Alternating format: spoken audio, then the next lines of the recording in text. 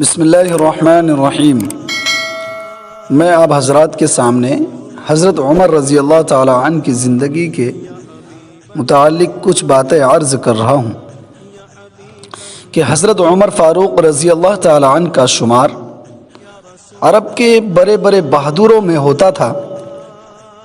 اسلام قبول کرنے سے پہلے حضرت عمر رضی اللہ تعالی عنہ مسلمانوں کے سخت دشمن تھے اور رسول اللہ صلی اللہ علیہ وسلم کے قتل کی فکر میں رہتے تھے۔ ایک دن اسی ناپاک ارادے سے تلوار لٹکائے ہوئے چلے جا رہے تھے کہ راستے میں حضرت نعیم بن عبداللہ مل گئے۔ انہوں نے پوچھا کہ عمر کہاں کا ارادہ ہے، کہاں جا رہے ہو؟ کہنے لگے کہ محمد کو قتل کرنے، نعوذ باللہ۔ انہوں نے کہا کہ پہلے اپنے گھر کی تو خبر لے لے، تیری بہن اور بہنوئی دونوں ہی مسلمان ہو چکے ہیں اور اسلام میں داخل ہو چکے ہیں۔ یہ سننا تھا کہ حضرت عمر رضی اللہ تعالی عنہ غصے سے بھڑک گئے اور سیدھے بہن کے گھر گئے اور دونوں کو خوب مارا پیٹا، یہاں تک کہ بہن خون سے لہو لہان ہو گئی۔ اس مار پیٹ کے بعد حضرت عمر رضی اللہ تعالی عنہ کا جب غصہ کچھ ٹھنڈا ہوا تو انہوں نے کہا کہ مجھے وہ صحیفہ دکھاؤ جو تم لوگ پڑھ رہے تھے۔ بہن نے کہا کہ تو ناپاک ہے، غسل کے بغیر اس کو ہاتھ نہیں لگا سکتا۔ لہٰذا انہوں نے غسل کیا اور بہن سے قرآن کریم لے کر پڑھنا شروع کیا۔ قرآن کریم پڑھتے ہی ان کی حالت بدل سی گئی۔ فوراً حضور صلی اللہ علیہ وسلم کی خدمت میں حاضر ہوئے اور مسلمان ہو گئے۔ صحابہ اکرام رضوان اللہ علیہم اجمعین آپ کے اسلام لانے سے بے حد خوشی محسوس کیے اور بہت خوش ہوئے اور اس زور سے اللہ اکبر کا نعرہ بلند کیا کہ سارا مکہ گونج اٹھا۔ اور حضرت عمر رضی اللہ تعالیٰ عنہ کی بہادری سے کون ناواقف ہے، کون ناواقف ہوگا؟ ساری دنیا ان کی شجاعت اور دلیری کا اعتراف کرتی ہے۔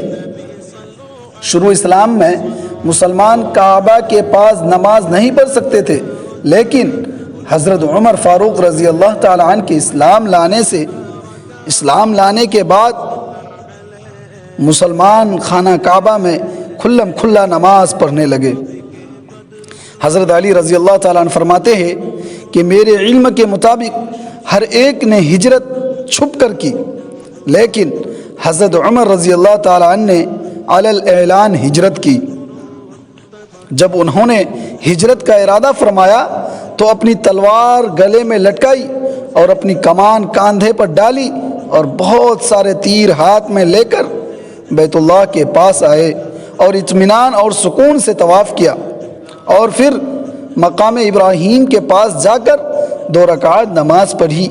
پھر مشرکین کے ایک ایک ٹولے میں گئے اور فرمایا کہ جو یہ چاہتا ہو کہ اس کی ماں اس کے مرنے پر روئے اور اس کی اولاد یتیم ہو جائے اور اس کی بیوی بیوہ ہو جائے، وہ مکہ سے باہر آ کر میرا مقابلہ کرے۔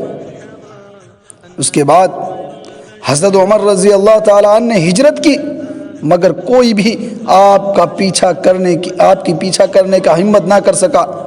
کسی میں یہ ہمت اور جرأت نہیں ہوئی کہ وہ حضرت عمر رضی اللہ تعالیٰ عنہ کا مقابلہ کرے۔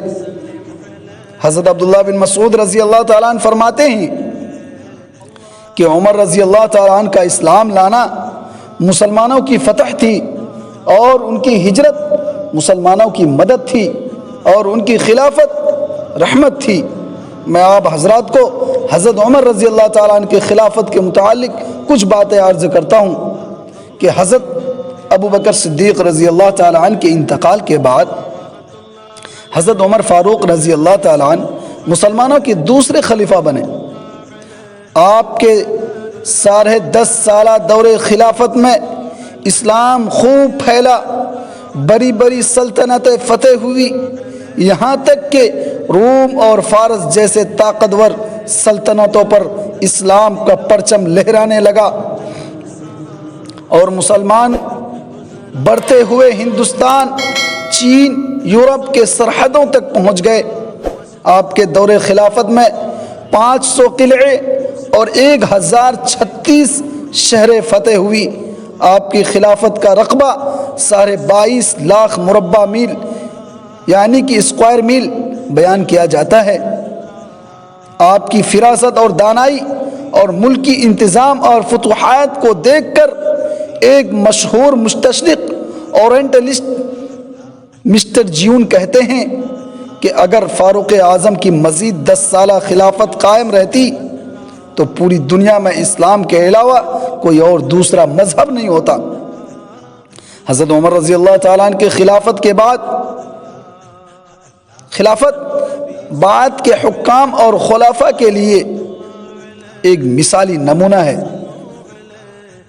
اور آپ کو حضرت عمر رضی اللہ تعالیٰ عنہ کے دورے کی خلافت کے کچھ کارنامے آپ کی نظر کرتا ہوں کہ حضرت عمر رضی اللہ تعالیٰ عنہ نے اپنے دور خلافت میں بڑے بڑے کارنامے انجام دیے، جیسے کہ انہوں نے باضابطہ طریقے پہ بیت المال کا نظام قائم کیا، ملکی پیمائش کا انتظام کیا، مردم شماری کرائی، جیل خانے قائم کیے، فوج کے لیے دفتری نظام بنائے، راتوں کو گشت کرنے کا، رعایا کے حال سے باخبر رہنے کا طریقہ نکالا، بے روزگار لوگوں کے لیے وظیفے مقرر کیے، جگہ جگہ نہریں کھدوائی، اور آپ کو معلوم ہے کہ نماز تراویح کو جماعت کے ساتھ پڑھنے کا اہتمام کیا۔ اسلام سے پہلے دریائے نیل ہر سال سوکھ جایا کرتا تھا۔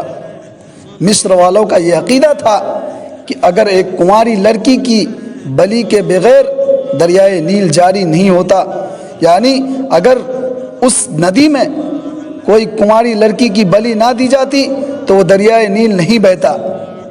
لیکن جب مسلمانوں نے مصر کو فتح کیا اور اس کی خبر گورنر حضرت عمرو بن عاص رضی اللہ تعالیٰ عنہ کو ہوئی تو انہوں نے فرمایا کہ اسلام میں یہ ہرگز نہیں ہو سکتا، اسلام میں یہ ہرگز جائز نہیں ہو سکتا، درست نہیں ہو سکتا۔ پھر انہوں نے حضرت عمر رضی اللہ تعالیٰ عنہ کو اس کی اطلاع دی۔ حضرت عمر رضی اللہ تعالیٰ عنہ نے دریائے نیل کے نام ایک خط لکھا، اور اس خط میں لکھا کہ اے دریائے نیل، اگر تو اپنی مرضی سے چلتا ہے تو مت چل، اور اگر تجھے اللہ واحد قہار چلاتے ہیں تو ہم اس سے ہی سوال کرتے ہیں کہ وہ تجھے چلائے۔ چنانچہ یہ پرچہ دریائے نیل میں ڈالا گیا، یہ پرچہ دریائے نیل کو دے دی گئی، دریائے نیل میں رکھ دیا گیا، تو دوسرے ہی دن سے دریائے نیل پانی سے بھر گیا۔ اس دن سے آج تک دریائے نیل مسلسل جاری ہے۔ اس کے علاوہ بھی آپ کے بہت سارے خدمات اور کارنامے تاریخ کے صفحات میں محفوظ ہے۔ تاریخ کے صفحات میں آپ کے ایسے بہت سے کارنامے اور بہت ساری جو ہے خدمات محفوظ ہے۔ اور ایک آخری بات کہ حضرت عمر رضی اللہ تعالیٰ عنہ 26 ذی الحجہ کو حضرت عمر رضی اللہ تعالیٰ عنہ کو 26 ذی الحجہ کو نماز فجر میں کم بخت فیروز نامی مجوسی نے آپ کو شدید زخمی کر دیا، جس کے 3 دن کے بعد آپ کی شہادت ہو گئی۔ ایک محرم الحرام کی پہلی تاریخ کو محرم الحرام کی پہلی تاریخ کو 27 ہجری میں آپ اس دنیا فانی سے رخصت ہو گئے، اور حضرت صہیب رضی اللہ تعالیٰ عنہ نے آپ کی نماز جنازہ پڑھائی اور روضہ اقدس میں آپ تدفین ہوئے۔ انا للہ وَإِنَّا إِلَيْهِ رَاجِعُونَ وَآخِرُ دَعْوَانَا أَنِ الْحَمْدُ لِلَّهِ رَبِّ الْعَالَمِينَ۔